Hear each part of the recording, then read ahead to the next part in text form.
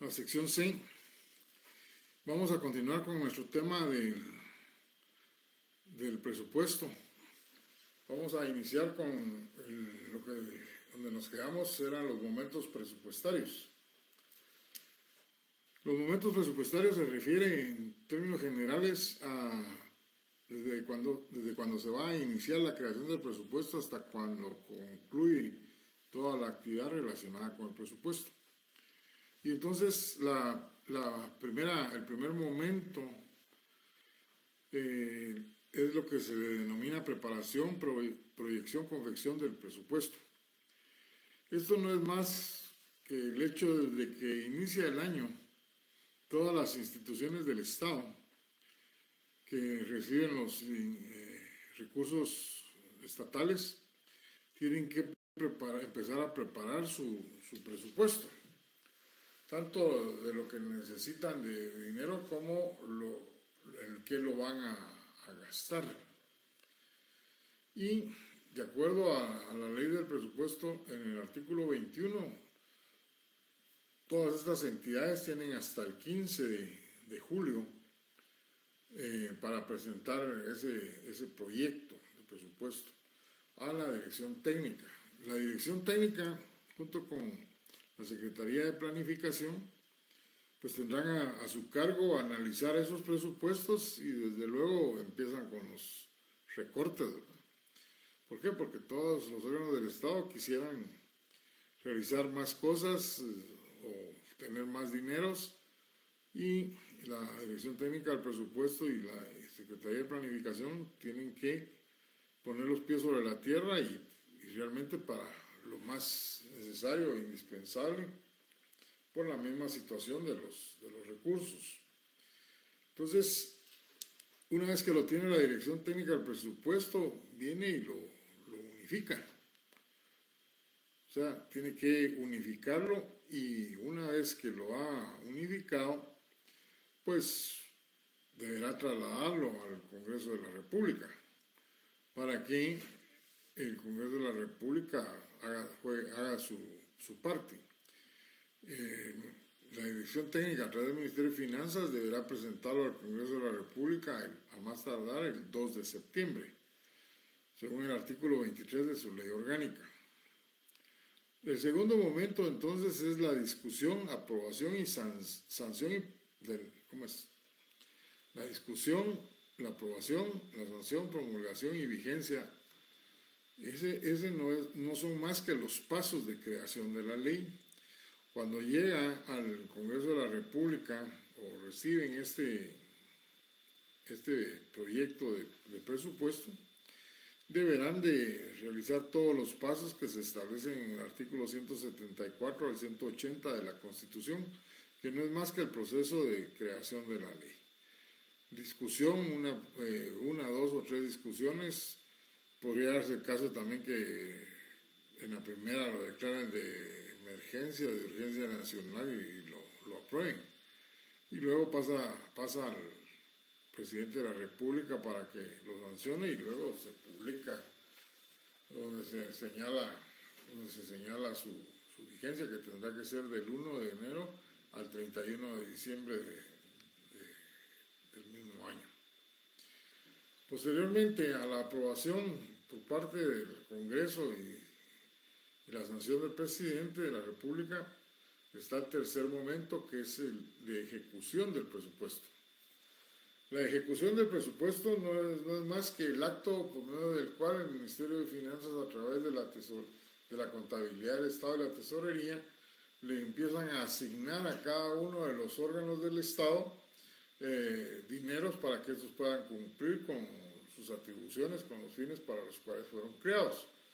Desde luego, vuelvo a repetir, porque yo creo que ya lo había dicho, si a un ministerio le han asignado, por decir una cifra, 30 millones, no significa que en enero va a recibir los 30 millones. No, en el transcurso del ejercicio se le va trasladando los dineros que le corresponden. Y también encontramos ahí con que hay ministerios, órganos del Estado que les trasladan los dineros y no cumplen con esa ejecución. ejecución del presupuesto. Ustedes tal vez han oído que a finales de noviembre, principios de diciembre, empiezan a publicarse en los periódicos que el Ministerio de Cultura es el que más mencionan. De ejecución presupuestaria solo tiene un 60%, un 40%.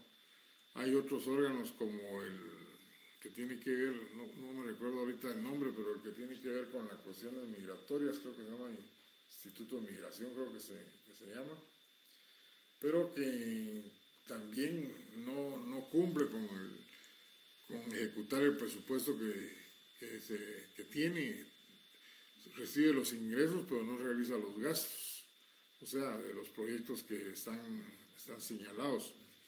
La ejecución del presupuesto creo que es una de las partes más importantes, porque es cuando los distintos órganos del Estado reciben los dineros para poder cumplir con todas sus funciones y atribuciones y lograr la satisfacción de las necesidades sociales. Pero muchos de los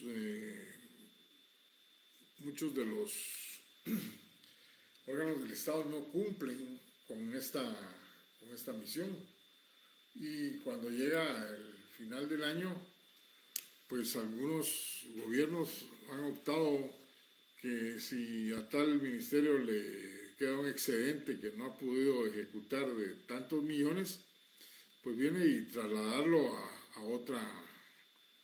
otro ministerio, que sí tiene un proceso ya para poder, un proyecto para poder realizar el gasto. Ustedes leyeron en la ley del presupuesto que si no se ejecutan los dineros que les son asignados a cada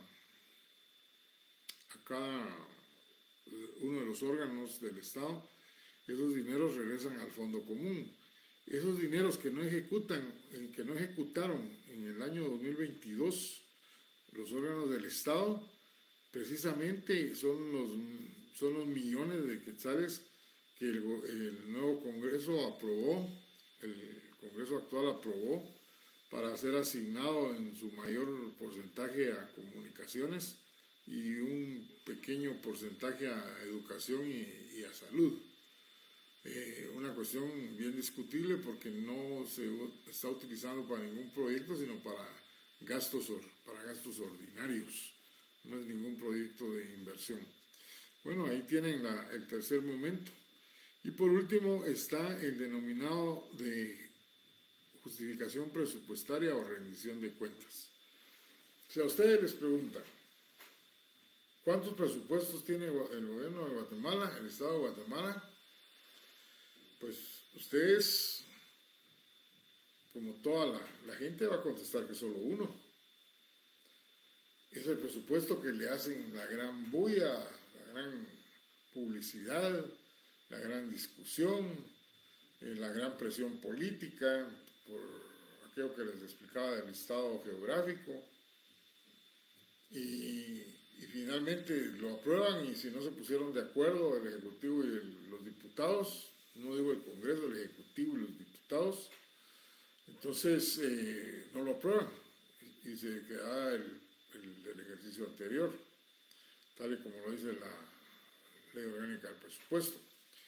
Sin embargo, no es cierto que solo haya un presupuesto, porque todos pensaron inmediatamente cuando les hice la pregunta, un presupuesto, solo uno, que se aprueba antes de que inicie el ejercicio fiscal. Pues no, en Guatemala tenemos dos presupuestos.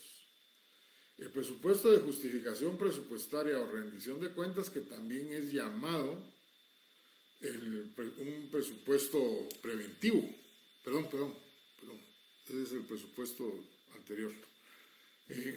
Este presupuesto de justificación presupuestaria o rendición de cuentas, que significa que una vez que ha concluido el ejercicio fiscal, el Ministerio de Finanzas, con sus direcciones competentes, tendrá que hacer un nuevo presupuesto, pero en el cual va a incluir los verdaderos ingresos y los verdaderos gastos.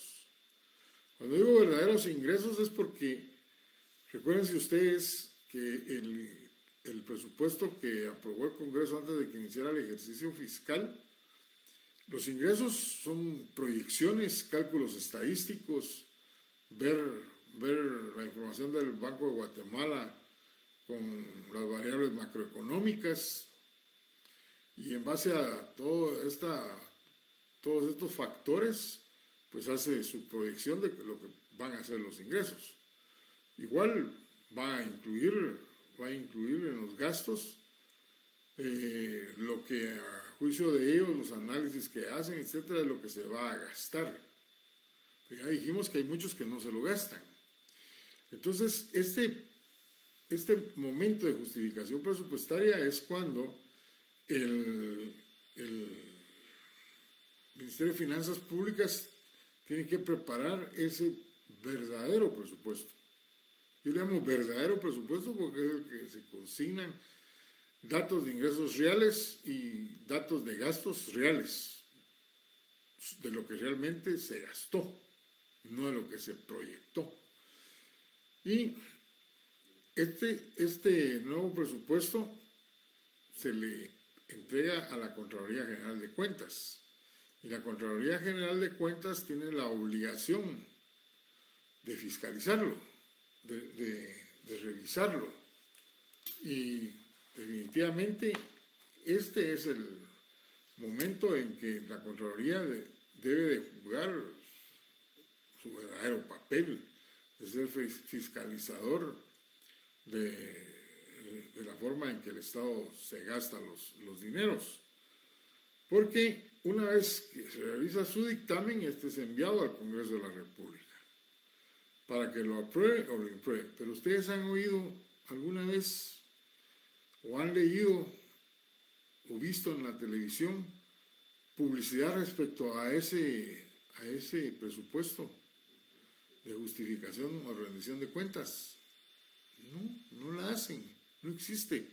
Solo lo mandan al Congreso y desde luego no les interesa hacer ninguna publicidad de ello, ni tampoco se publica los ajustes que pudieron haber realizado y montos o situaciones que se dieron, por ejemplo, en las municipalidades. La Contraloría publica en algún tiempo por ley los ajustes que se le ha hecho o las multas que le ha impuesto a determinados órganos. Pero de esto, precisamente, que les estoy hablando, no hay ninguna publicidad, ni los medios se interesan por averiguar o profundizar en lo que está pasando con respecto a este presupuesto de justificación o rendición de cuentas. Estamos ya en los tiempos en que esto debiera estar sucediendo. Esto está basado, lo que les estoy hablando de este este momento de justificación presupuestaria, está basado en el artículo 43 de la Ley Orgánica del Presupuesto. Y lo que es relacionado con el dictamen también está relacionado en el artículo 171, literal D, de la Constitución de la República. Y pues el Congreso ya será el que apruebe o impruebe. Estos son los momentos presupuestarios. Luego tenemos lo referente a las clases de presupuesto. Eso era lo que me estaba confundiendo al principio.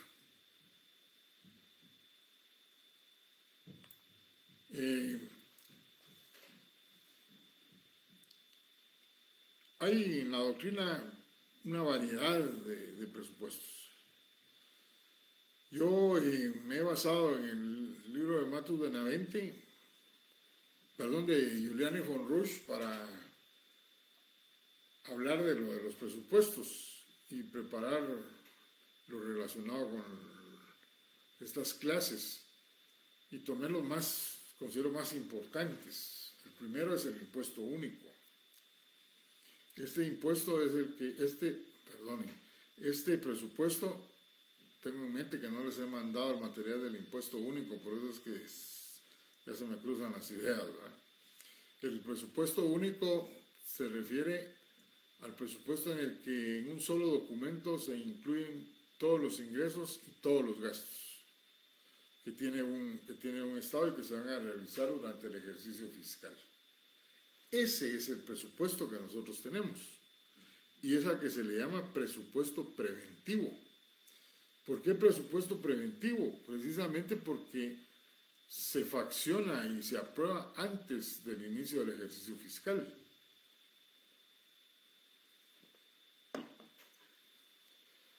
O lo que es lo mismo,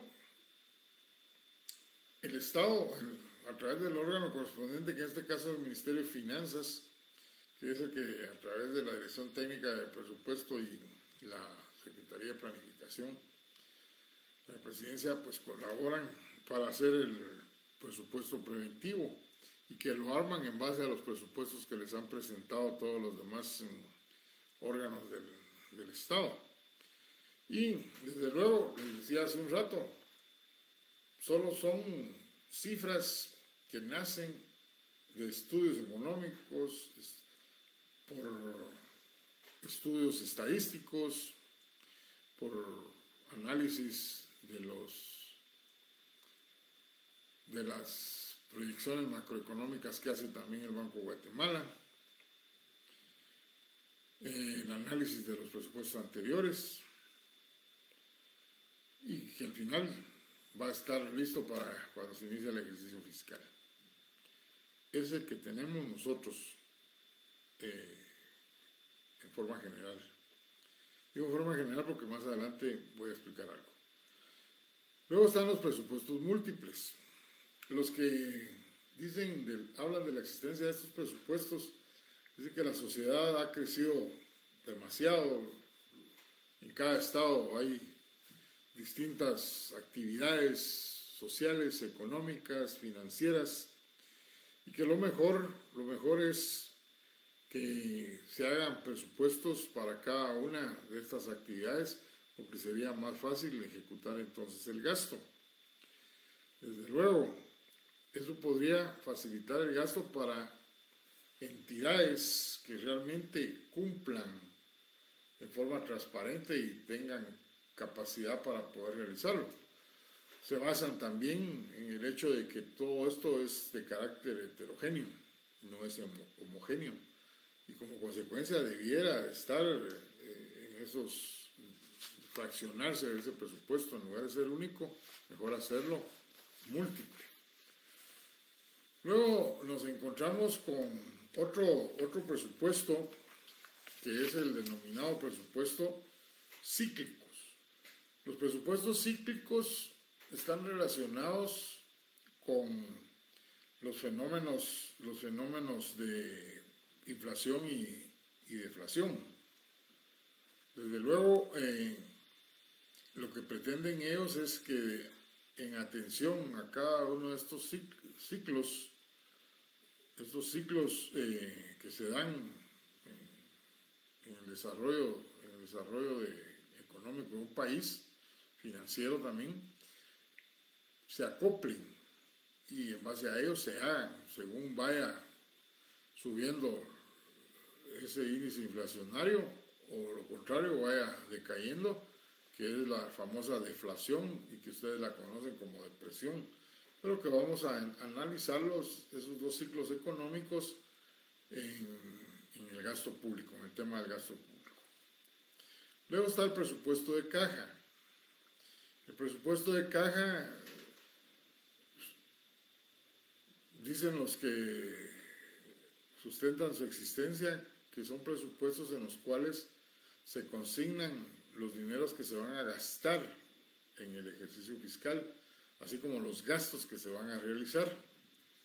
Esto me trae la idea de los principios de los presupuestos, del presupuesto, ¿se recuerdan? Cuando yo hablaba de equilibrio presupuestario, que decía los ingresos determinan los gastos. Ese es en breve lo que significa equilibrio presupuestario. Pues esta clase de presupuesto me llama a mí mucho la atención, porque pareciera que estuviéramos hablando entonces de la aplicación clara, concreta, en forma expresa del equilibrio presupuestario. Solo incluir en el presupuesto los ingresos que realmente se van a realizar y los gastos que se van a materializar. Esto en la actualidad no creo que sea posible. Luego está el presupuesto por programas. Esto sí es algo moderno. Y esto es algo que muchos países sí lo ponen en práctica. Significa que dentro del presupuesto se van a expresar las cantidades de dinero para cada una de las funciones y tratar de un máximo cumplimiento. Está relacionado con los planes de gobierno. Nosotros no tenemos un presupuesto que se llame presupuesto por programas. Sin embargo, en el artículo 237 de la Constitución, que yo creo que el día de ayer se me olvidó decirles que tienen que leer el artículo 237, 238, 240 y 241 de la Constitución de la República, que está relacionado con el tema del presupuesto. Ya leyeron la ley orgánica, ahora des en cuenta de cómo es que la Constitución estableció todo lo que ustedes tuvieron la oportunidad de leer, entre comillas, para los que lo leyeron. Bien, entonces nos encontramos con que en este presupuesto por programa, si no se le denomina así en nuestro país es porque es un presupuesto unitario. Sin embargo, en ese artículo 237 se establece que debe de tener una estructura programática. O sea, ya aplica en parte la teoría del presupuesto por programas. Ese presupuesto por programas, pues definitivamente está basado también en en un documento de planificación que es de este grosor, y ahí están contempladas todas las partidas presupuestarias del presupuesto y que son las que deben de cumplir todos los órganos del Estado, tal y como yo les decía el otro día, ¿verdad? Bueno, este presupuesto por programa entonces es el que también ya adopta en parte el Estado de Guatemala al decir en este artículo 237 que debe tener una estructura programática. Por último tenemos el presupuesto de cuentas. Ese presupuesto de cuentas coincide entonces su existencia con lo que yo les decía hace un momento de los momentos presupuestarios, el momento de justificación presupuestaria o rendición de cuentas. Ese presupuesto de cuentas, que también se le llama en la doctrina justificación presupuestaria, tal y como les dije yo del momento presupuestario, es el que se realiza al final de cada ejercicio fiscal y en el que se plasman los verdaderos ingresos y los gastos que realmente se realizaron. Guatemala tiene ese presupuesto. Lo que pasa es que no se le hace publicidad de ninguna clase. Pero si ustedes leen el artículo 241 de la Constitución, van a encontrar que ahí está regulado. Y si ven el artículo 171 literal D de la Constitución, van a leer también de la existencia de ese dictamen que debe de hacer la Contraloría General de Cuentas. No está de más recordarles que la Contraloría General de Cuentas está regulada su existencia en del artículo 232 al 236 de la Constitución. Y ahí dan las directrices sobre cómo debe de actuar también en lo relacionado con el presupuesto. Léanlo. Bien, ese presupuesto de cuentas es donde realmente se podría hacer les decía yo, una verdadera fiscalización, pero vamos a llegar al momento que voy a ampliar ese tema. Entonces concluimos con eso las clases de presupuesto. Vuelvo a repetir, en la doctrina existen más clases de presupuesto. Sin embargo, yo tomé la doctrina de Giuliani von Roche, me pareció más sencilla para explicar y muchos de ellos pues ya están vigentes. Por último, tenemos las formas de control presupuestario. Esto no es más que ver cómo se está ejecutando el presupuesto, cómo es que se controla y se ejecuta el presupuesto. La doctrina señala para ello, primero, el control administrativo. El control administrativo se refiere a la actividad que realiza prácticamente las mismas instituciones del Estado, como en el caso de la Dirección de Contabilidad de la Tesorería de la Nación. Ellos llevan el control real de cuánto dinero hay, cuánto es lo que se ha gastado. Ahora, será cada uno de los órganos a quienes se les ha asignado los dineros saber cuánto es lo que se han gastado y en qué de lo que les asignó el presupuesto. Ese es el control administrativo, el que realizan las mismas instituciones que reciben los recursos del Estado y que son responsables de su gasto. Luego tenemos el control parlamentario. El control parlamentario, pues, como su nombre lo indica, lo tiene que hacer el Congreso de la República o los parlamentos en otros países. Eso está relacionado con lo que ustedes estudiaron en Derecho Administrativo, la teoría de los pesos y contrapesos, ¿se recuerdan? Donde cada poder del Estado tiene que controlar cómo está realizando su función el otro poder.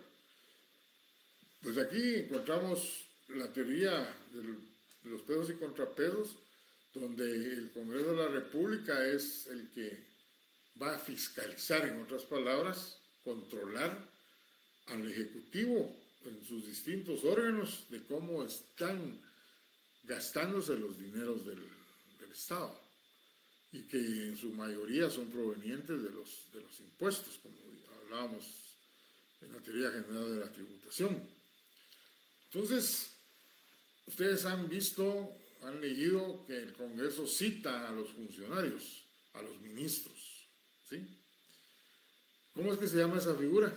Eso lo vieron ustedes en Derecho Administrativo. A ver, alguien que lo escriba.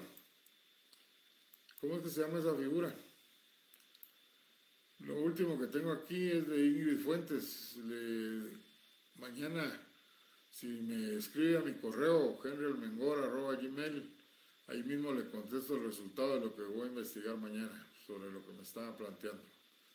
Muy bien, ya me puso Karen que es la interpelación. Pues claro, en la Constitución de la República está plasmada esa figura de la interpelación.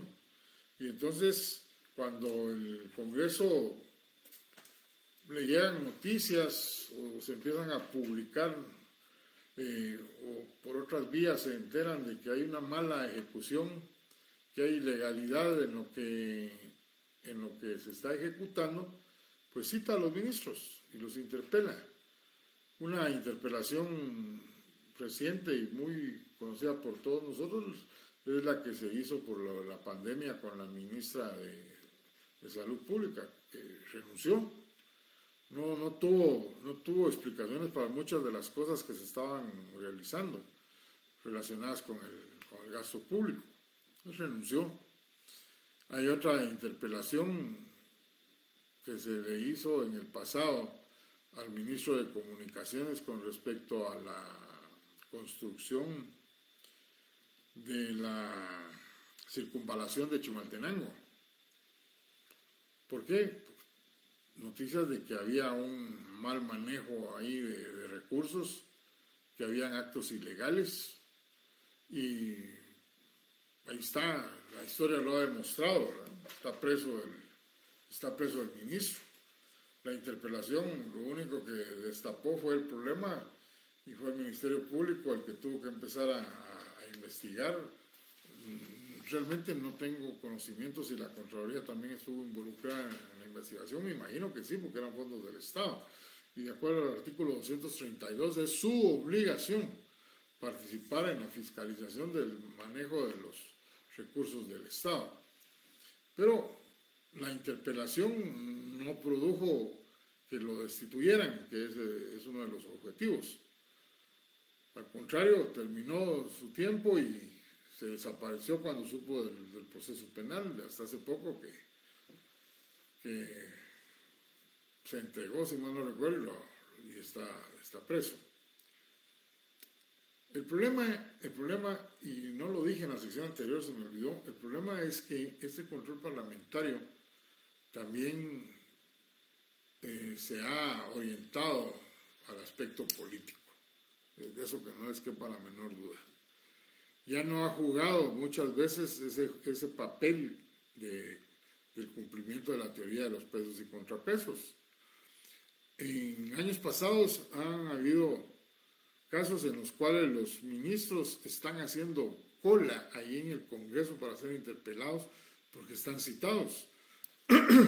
Algunos hasta han trasladado en aquellos tiempos sus oficinas al Palacio del Congreso, porque tienen que estar a la hora en que están citados. Ustedes saben que nunca empiezan temprano, empiezan a mediodía, en la tarde, y mientras los ministros, para no perder su día de actividad, pues ahí trasladan prácticamente su oficina para que en el momento en que los llamen y no los llaman, y así van pasando los días y los tienen con ese juego político de interpelarlos. Pero realmente lo que están existiendo son presiones de otra naturaleza. Por último, tenemos el control técnico financiero. El control técnico financiero, hoy tengo un vaso más grande porque el otro me quedó muy pequeño. El control técnico financiero se refiere prácticamente al órgano que por ley, fíjense que por ley tiene la obligación de fiscalizar el manejo de los bienes del Estado, y no es más que la Contraloría General de Cuentas. La Contraloría General de Cuentas, según el artículo 232, se los leo, es una institución técnica descentralizada con funciones fiscalizadoras de los ingresos, egresos y en general de todo interés hacendario de los organismos del Estado, los municipios, las entidades descentralizadas y autónomas. Y esto es lo que tal vez muchos no saben. Y las personas, cualquier persona que reciba fondos del Estado o que haga colectas públicas. Y también habla de que más abajo de los contratistas de obras públicas, como en el caso de la circunvalación que estamos hablando de Chimaltenango. Y tienen la obligación, a pesar de que son entidades privadas, pero que recibieron fondos públicos, de presentar toda la documentación que les requieran tanto el Ministerio Público como la Contraloría General de Cuentas. El primero cuando ya se convierte en un asunto penal, o sea, el Ministerio Público. O sea, el control técnico financiero está responsable la Contraloría General, y también pueden encontrar otra base legal en el artículo 171 literal D, que es lo relacionado con el dictamen que tienen que hacer con el presupuesto de cuentas, y donde pueden hacer los ajustes que consideren convenientes. Yo les decía a los compañeros de la otra sección, pero esto es una opinión muy personal, tal vez por lo que se vivió en la SAT. Yo creo que la Contraloría General de Cuentas, que en el pasado decía que no podía hacer mayor cosa porque su ley orgánica era demasiado antigua y no se ajustaba a la realidad actual. Derivado de eso, un Congreso vino y dijo, bueno, vamos a crear una nueva ley orgánica, y la crearon. Y no tengo en este momentito el dato del decreto y la fecha. Si alguien la tiene ahí, la ley, pues que nos lo escriba, así nos recordamos todos. Pero cuando se creó esa ley, ustedes ya la leyeron, y es bien ambiciosa en las funciones y atribuciones que tiene la Contraloría. Tan es así que se crearon subcontralores para poder descentralizar un poco todas las funciones en el Contralor Central, el general. Sin embargo, aún con una ley que yo creo que sí está ajustada a la actualidad, a la realidad nacional, yo creo que la Contraloría no está cumpliendo con el mandato constitucional, mucho menos con todo lo que su ley orgánica le señala. Y la razón es muy sencilla. ¿Qué es lo que le ha sucedido a la SAT? El elemento humano. Carece de elemento humano para fiscalizar. O sea, no tiene el suficiente personal que vaya a auditar. O sea, no tiene los suficientes auditores. Y eso hace que no pueda llegar a todos los lugares donde se manejan recursos del Estado. Las municipalidades de menor categoría, por ejemplo. Y ustedes saben que en las municipalidades es donde más actos ilegales, no todas, pero es donde más actos ilegales se cometen. Pero la Contraloría no tiene la capacidad. Por otro lado, debieran de tener un mayor control sobre los auditores. Yo no estoy diciendo que todos los auditores, pero ahí están, los hechos lo demuestran, que muchos auditores se vuelven cómplices de los que están haciendo mal uso de los recursos del Estado. Y al rato, pues, la Contraloría también detecta estas situaciones y van incluidos dentro de los procesos penales. Entonces creo que esas dos cosas, la Contraloría, son las que le afectan para poder llegar realmente a fiscalizar con toda su fuerza, para evitar que esos malos guatemaltecos sigan realizando actos de corrupción. En la otra sección un compañero escribió, ese es un mal cultural. No es un mal cultural, ese es un mal de malos guatemaltecos, que solo llegan a los puestos de gobierno con el propósito de enriquecerse, no llegan con el propósito de servir, todo lo contrario. Cualquier acto que realizan, cuando ya van con esa mentalidad, cualquier acto que realizan es con el propósito de obtener recursos a su favor. Tenemos ahí el ejemplo de los presidentes y expresidentes que han estado involucrados en esta clase de mal manejo de los recursos del Estado. Entonces no es un mal cultural, es mala actitud de los malos guatemaltecos que no han aprovechado la oportunidad de que Guatemala despegue y pueda desarrollarse y pueda estar a la altura de otros países que como Guatemala han estado, pero que debido a ese enfoque a favor de su propio país, de los funcionarios que lo han sacado adelante. Esa es una opinión meramente personal, pero que ahí están los hechos que demuestran que es la realidad que vivimos. Bueno, esto es lo que yo les puedo hablar de los recursos, del presupuesto público. Hoy vamos también a empezar con el tema del gasto público. El día que hablé yo de que estaba muy cabalito para terminar, no me recordaba, tal vez no lo tenía contemplado, que el lunes entrante no vamos a poder dar clases por el hecho de que ya salió en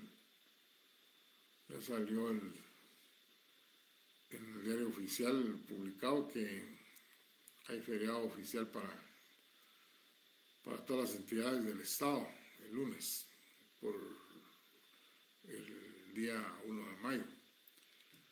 Sin embargo, vamos a tener que utilizar el lunes siguiente, previo a sus exámenes, para hablar algo de la política fiscal, pero no les voy a quitar más de unos 45 minutos.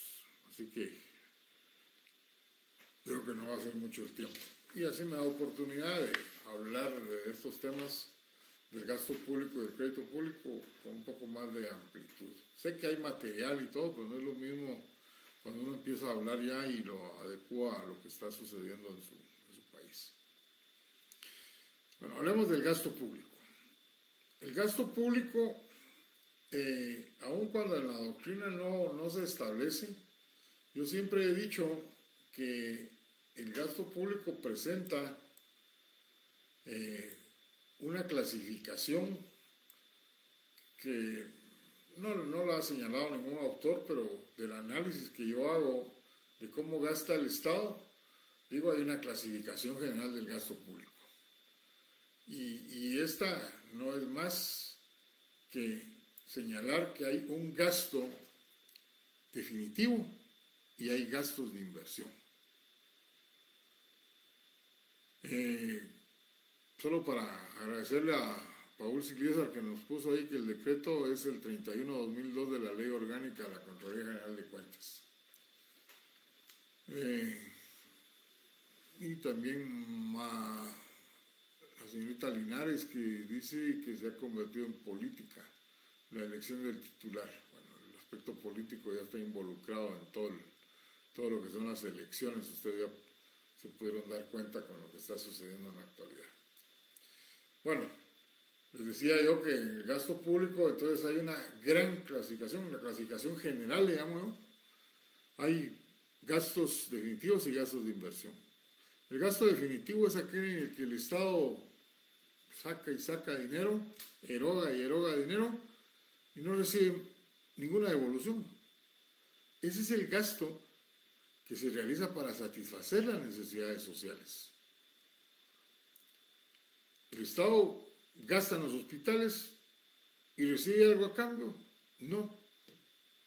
¿Por qué? Porque es para satisfacer las necesidades de salud de la población. Que sea bueno o sea malo no es la discusión. Igual en educación. Que más pupitres, que material didáctico para el inicio del ciclo escolar, que hay necesidad de insumos de limpieza, etc. Entonces son gastos definitivos. El Estado está cumpliendo con el propósito de obtener el bien común, de satisfacer las necesidades públicas a través de esos servicios públicos. Pero por otro lado están los gastos de inversión. Los gastos de inversión son aquellos que el Estado realiza y que posteriormente le van a permitir obtener recursos. Eso es como aquel, les voy a poner el ejemplo, me gustó, el que me nació en la clase anterior. Un particular tiene su casa, su familia, su sueldo, algún otro negocio que realiza por ahí, tiene sus ingresos y le queda libre un dinero. Y tiene su lote que compró en el pasado y lo terminó de pagar. Bueno, tiene iniciativa y dice, bueno, yo necesito ver qué hago para obtener más recursos. Y decide prestarle a un banco donde haya menor interés con el proyecto de realizar una vivienda. Y la hace. Paga sus intereses al banco, desde luego, capital. Pero está construyendo algo que cuando termine la va a rentar y entonces va a empezar a obtener recursos. Va a recuperar lo que le pagó al banco de intereses y va a empezar a recibir dineros que ya va a poder utilizar para satisfacer sus necesidades. O qué sé yo, otro proyecto. Pues el Estado es lo mismo. El Estado recibe dinero y esos dineros pues los recibe para atender las necesidades estas que hablábamos, los gastos definitivos, pero también debiera, como en otros estados, realizar gastos de inversión para poder generar más recursos. Cuando hablábamos del equilibrio presupuestario, no sé si se los dije, pero si no se los digo ahora, Héctor Villegas dice que en la actualidad es permitido el desequilibrio presupuestario, pero solo es permitido en aquellos casos en que ese déficit presupuestario va a ser para proyectos de inversión. O sea, obtener crédito, por ejemplo, para realizar proyectos de inversión, que al finalizar le van a generar recursos al Estado. Pero tener déficit presupuestario como nosotros lo tenemos para cubrir gastos ordinarios, ese sí es un verdadero problema, donde no se debiera de aceptar ese déficit presupuestario, porque en esa forma va a producir más inflación, como lo vamos a ver cuando hablemos de los ciclos económicos. Entonces, estamos con la situación de que en esos proyectos de inversión, el Estado debiera de utilizar esos créditos que está obteniendo para hacerlo. El puerto de Quetzal se construyó con crédito, pero ¿no está acaso ya recibiendo beneficios del Estado? Hoy leí en un medio que el puerto Quetzal tiene problemas para atender todo, más de 14 bancos, creo que barcos que están fondeados y que no pueden atracar, o sea, descargar todo lo que traen, porque el puerto Quetzal no se da abasto, no tiene capacidad. Y la explicación que aparece ahí que da una de las autoridades es que cuando China empieza a exporta todo de junto y por eso los barcos aquí se juntan. Esa no es una explicación para hacer que todas estas compañías marítimas estén pagando millones de quetzales por no poder seguir su camino. Eso tiene sus costos.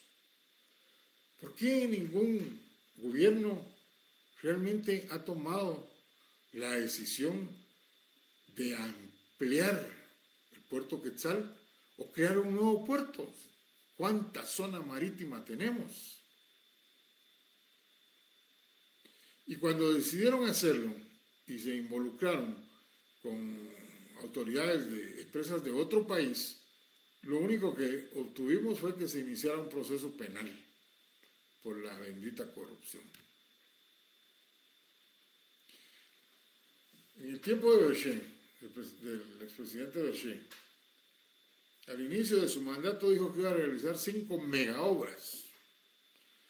Yo no me acuerdo del total de las 5, pero sí me acuerdo de que dijo que iba a hacer un nuevo aeropuerto. Y hay estudios de factibilidad de años atrás, los actualizan, etcétera, de que es Escuintla donde está ahorita un aeropuerto que no tiene la capacidad para comercializar, sino que está el ejército. Pero los estudios de factibilidad señalan que ahí es el punto. Y nadie toma la iniciativa. Berger estaba en esa línea. ¿Qué sucedió? ¿Qué presiones? No les sabría decir, pero no lo hizo. Se quedó únicamente con hacer reformas al aeropuerto que tenemos aquí en la capital. El de Escuintla ya tendría su propia autopista. Está hecha. La mayor parte de países del mundo, los aeropuertos no están dentro de la ciudad. Están a tantos kilómetros de la ciudad, desde luego con buenos accesos. Eso permitiría un desarrollo económico increíble de esa zona. O hablan del puerto de Ocós, y el puerto de Ocós es un muelle. No está capacitado más que para cuestiones pesqueras y de pequeño tamaño. Imagínense ustedes proyectar un puerto en ese lugar y el desarrollo más con la vecindad que tiene con México. Pero aquí proyectos de inversión no existen. Y eso es lo que no ha permitido que Guatemala pueda despegar económicamente y lograr lo que otros países como el nuestro, en la misma circunstancia, lo puedan lograr. Esto, en términos generales, relacionado con con los famosos gastos de inversión. Ahora bien, los presupuestos de cada país todos los años aumentan. Todos los años van más. Si ustedes se remontan hace unos 40 años, el presupuesto de la nación era, comparado con el de ahora, era mínimo. Pocos millones de quetzales. En la actualidad son cientos de millones de quetzales. ¿Y por qué? Porque en la doctrina se analiza precisamente que hay un aumento progresivo del gasto público. El primer factor que se menciona es el crecimiento demográfico. El crecimiento demográfico hace que constantemente la sociedad aumente y entonces hay que atenderle desde luego más necesidades. Ese problema lo tuvo China hace muchos años y por eso crearon una ley en la cual se estableció que las personas que se casaban solo podían tener un hijo. Yo creo que fue el año pasado que leí que China estaba cambiando esa disposición legal porque los analistas, los sociólogos encontraron en sus proyecciones que dentro de pocos años China no va a tener mano de obra joven. Y entonces ahora ya se liberó de que pueden tener 2 hijos. Sin embargo, la tendencia ahora, ya puedo decir mundial, porque estamos incluidos también nosotros, es que los jóvenes ya no se quieren casar jóvenes. Su respuesta es: quiero vivir mi vida. Antes, si una patógena no estaba casada a los 20 años, decía la dejó el tren, se quedó solterona. Y que el pobre muchacho, si no se casaba a los 20, se iba a echar a perder. Hoy no. Se están casando a los 30 años, 35 años. En Europa se casan a los 40 años. Y esa tendencia va en crecimiento y muchos ya ni se quieren casar. ¿Por qué? Porque es más fácil la vida sin obligaciones, desde luego. Entonces, ese crecimiento demográfico, si habláramos de Guatemala, diríamos: bueno, entonces aquí va a haber menos población. No. El problema es que en el área urbana se da lo que les estoy contando, pero en las áreas rurales no. Las áreas rurales siguen con las costumbres de antes, familias de 10, 12 hijos. Y son las familias que menos oportunidades tienen para poder desarrollarse económicamente. Y de ahí es donde también encontramos problemas como la desnutrición infantil. El Estado puede estar gastando y gastando, pero sigue creciendo la población y entonces los dineros no le alcanzan, más la parte de la corrupción, ¿verdad? El otro factor por el cual se da el crecimiento del gasto público es la denominada paz armada. ¿En qué consiste esto de la paz armada? Hay muchos países que no están en guerra y sin embargo están gastando en armamentos, están gastando en nuevas naves, actualizando sus armamentos, porque también hay otra clase de problemas que tienen que combatir para mantener la paz, la tranquilidad dentro de sus territorios. Guatemala no es ajeno a eso. Hace algunos años los policías en su cinturón andaban revólver, 5 tiritos, y en el cinturón unos 5 tiros más porque no podían andar completo, porque no había dinero para que anduvieran el cinturón completo.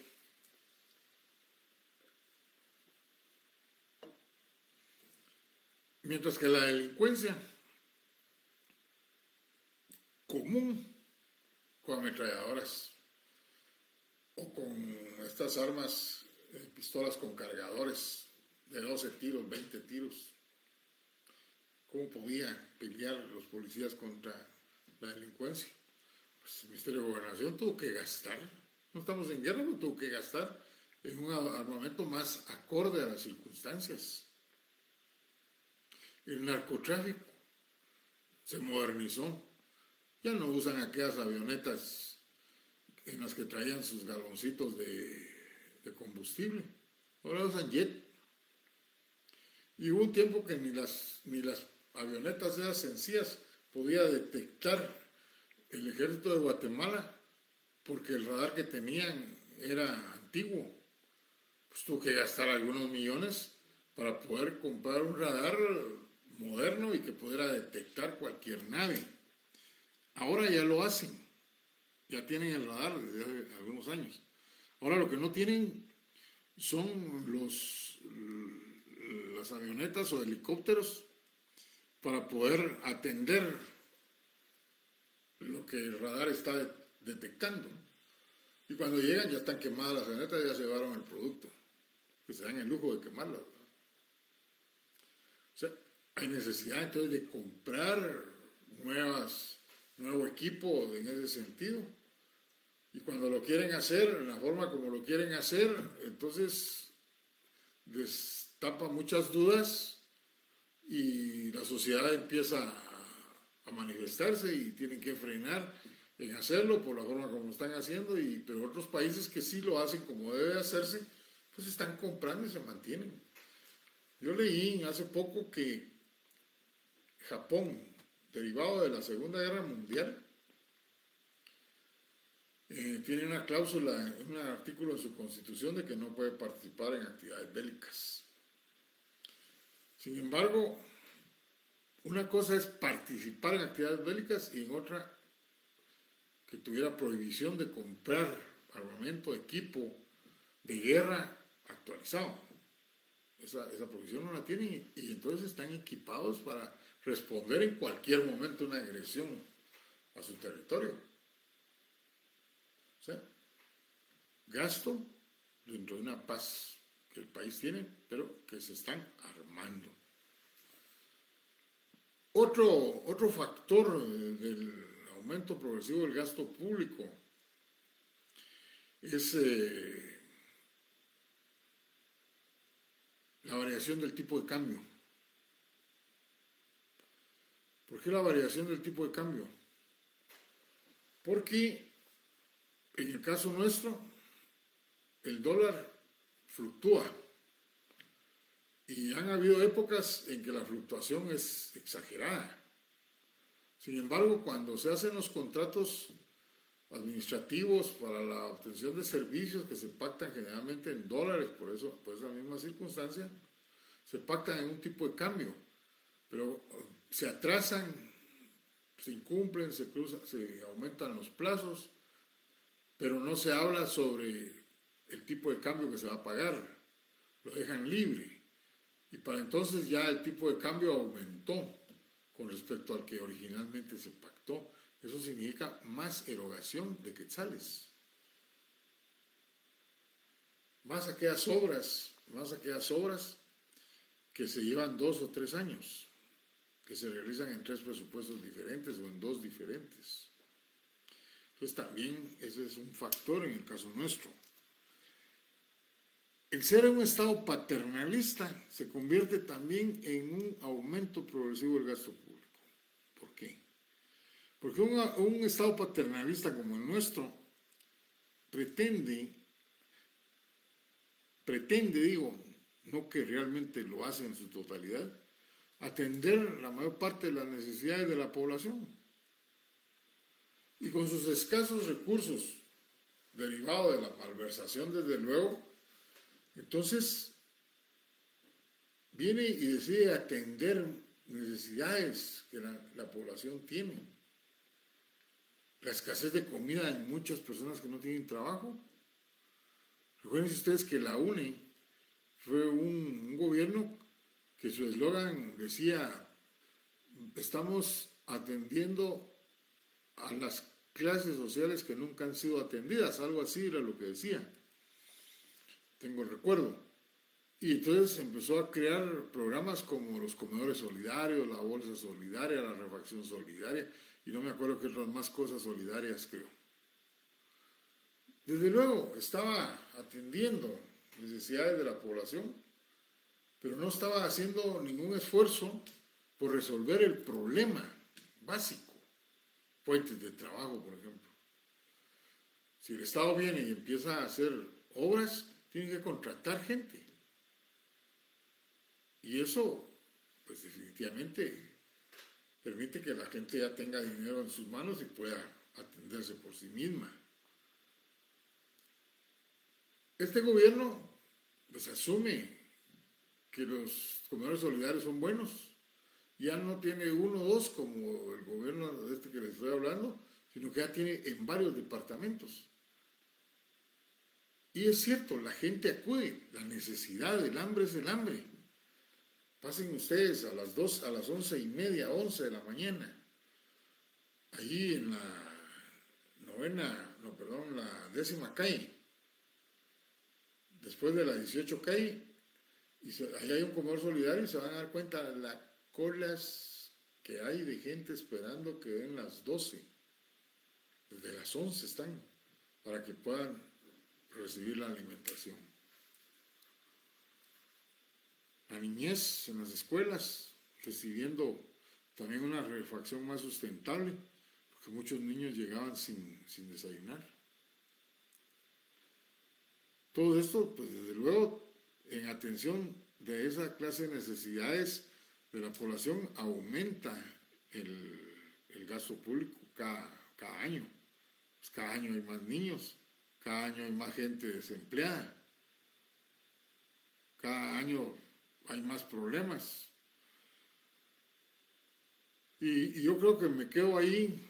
Hay otros que no me recuerdo en este momento, pero si me acuerdo en la próxima clase se los menciono, que dan el ejemplo que dan la causal del aumento progresivo del gasto público.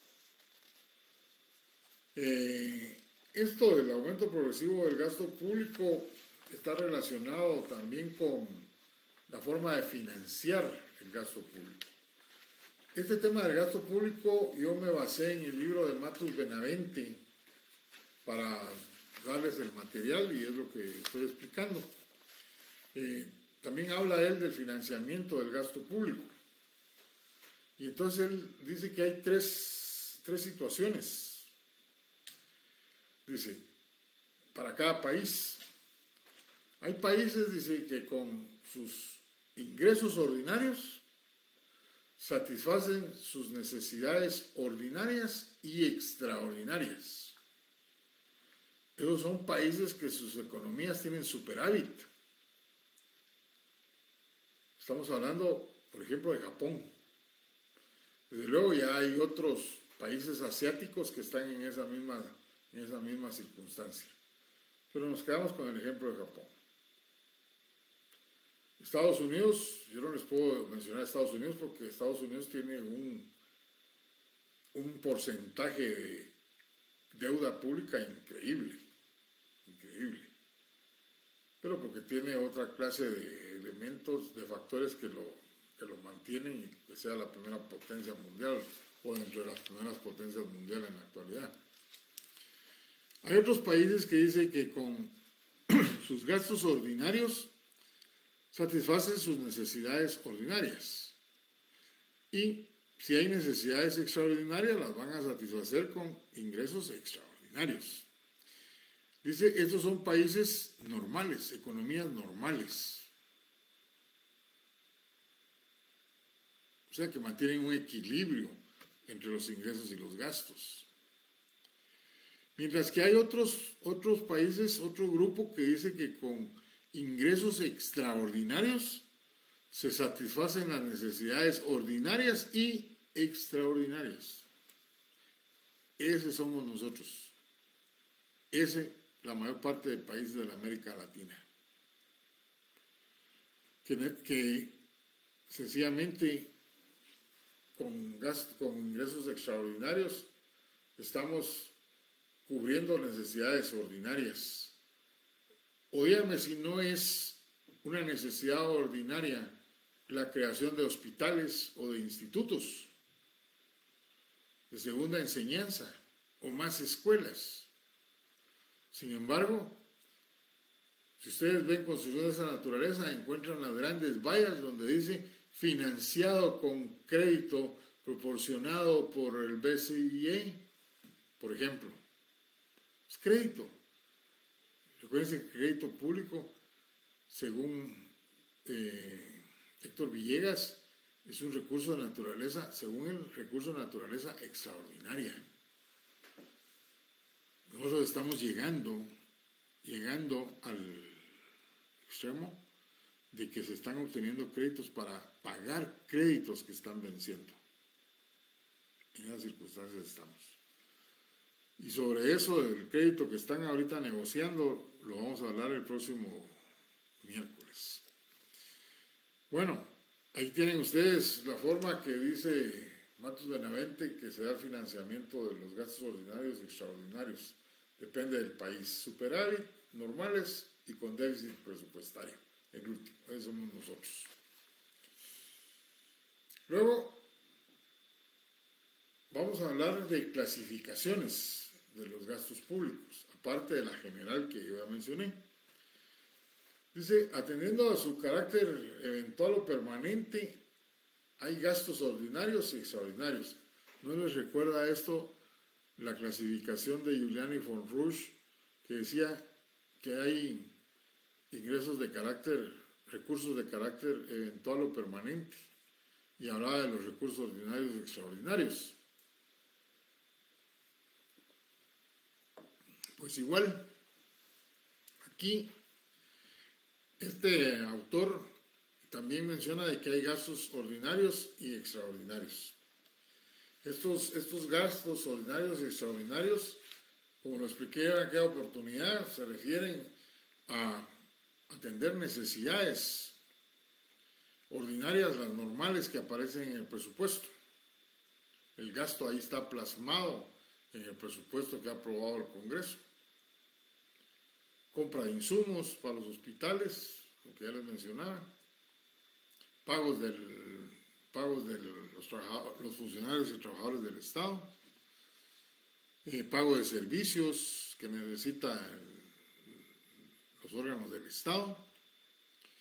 Y los gastos extraordinarios que son provocados esos gastos por fenómenos naturales, por crisis políticas, crisis económicas, crisis sociales. Sociales, una guerra, por ejemplo.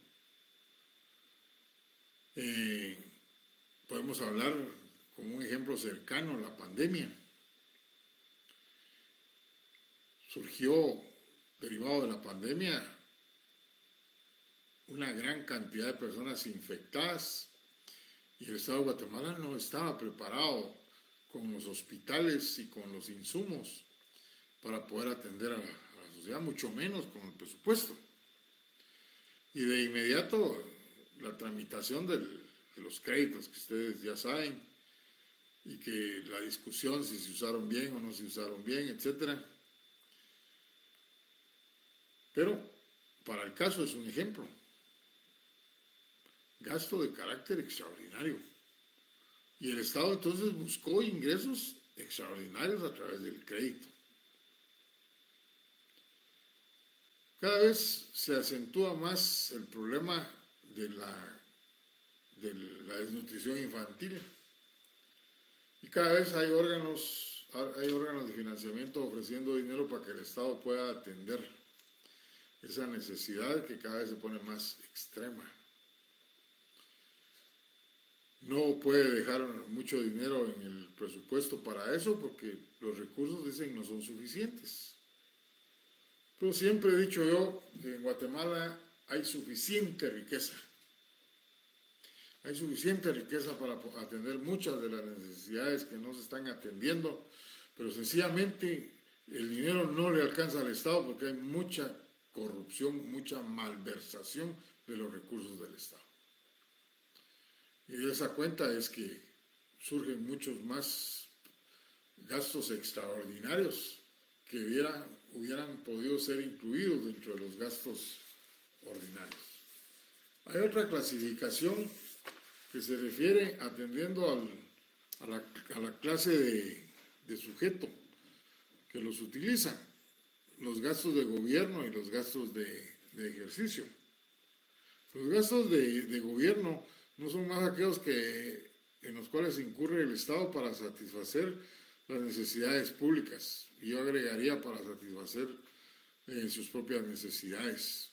Ejemplo, todos los gastos que se realizan en los ministerios.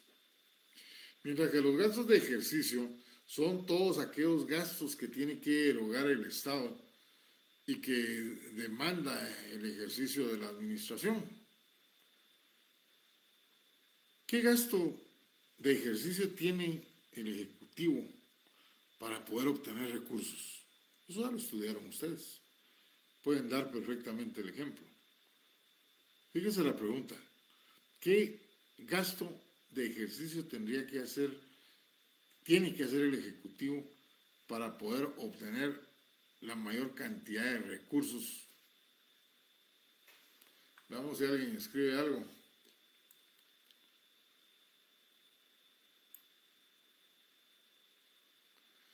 Aquí alguien escribió que en la salida de Roosevelt también hay un comedor solidario.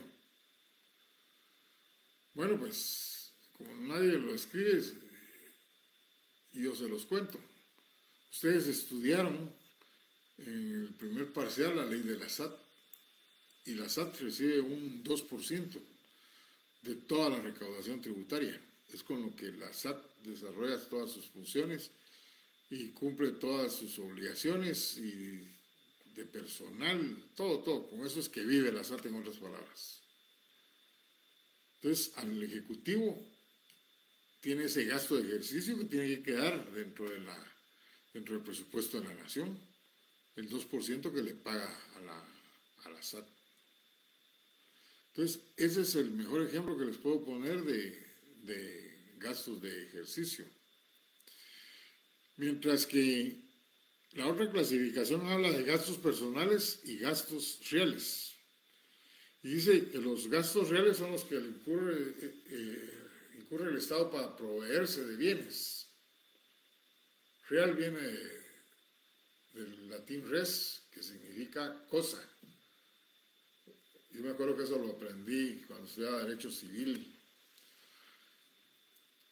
Y entonces esta clasificación dice los gastos reales precisamente son los que sirven para adquirir todos los bienes que el Estado necesita, insumos para los hospitales, insumos para las escuelas, para los institutos, insumos para todas las entidades del Estado en el aspecto de limpieza, por ejemplo. Algo tan sencillo, pero que ya sumando todo lo del Estado son miles de quetzales. Y los gastos reales son los gastos que se le pagan a los funcionarios y los empleados del Estado, todos los que trabajan para él. A eso se refieren los gastos reales. Perdón, los gastos personales. Todo lo que se le paga a los funcionarios y los trabajadores del Estado. Léase en forma general los renglones 011, 022 y 029, que están como servicios, pero que son verdaderos empleados. Ya la doctrina en cuestión de demandas, la doctrina legal, ha establecido que cualquier persona que ha estado contratada en 029 por varios años han demandado al Estado por pago de sus prestaciones y han resuelto a favor de ellos. Tardados, pero han resuelto. Entonces ahí tienen ustedes 3 renglones de pago de gastos personales. Nos vamos a quedar ahí, jóvenes, y el lunes, pues, yo pensé que íbamos a dar clases, no me recordaba del 1 de mayo que iban a correr el feriado, pero vamos bien. Nos queda poco de los gastos reales, de los gastos del Estado, el punto que estamos viendo. Nos falta únicamente los ciclos económicos y empezamos con el crédito público. Posiblemente inicie la política fiscal de una vez, pero sí voy a necesitar el lunes siguiente una media hora, unos 40 minutos para terminar de explicar. Así que tengan un buen fin de semana. Empiecen a estudiar para no tener problemas con el siguiente semestre, porque el siguiente semestre es un poco más pesado que este. Es por el spring, es la fecha de cerrar, y hay que cerrar sin colas. Que pasen buena noche, nos vemos el próximo miércoles y buen descanso.